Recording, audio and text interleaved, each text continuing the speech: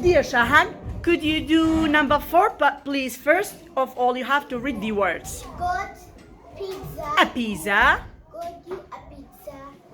You. You have. So, make a question. Have you got a pizza? Could you mention the words? Could you put your finger on the words? In that way. پنجات بخواه سری. Word by word. أبي بچی have. Have You. got a pizza? That's خوش. Well done. Excellent. In that way, you have to ask a question. Thank you.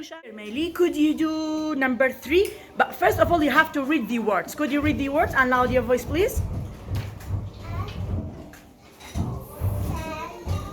A sandwich. So how can you make a question and ask somebody if he or she or somebody has got a... Have you got a sandwich? In this way, everyone should dang man Then have you got a sandwich? Thank you so much. Well done, dear Danny. Look at exercise number 2 and tell us how can you make a question from these words. Got a milkshake. When we want to ask a question and when the subject is he, so you have to say, has he got a milkshake? Thank you so much, Danny. I'm gonna write it, okay?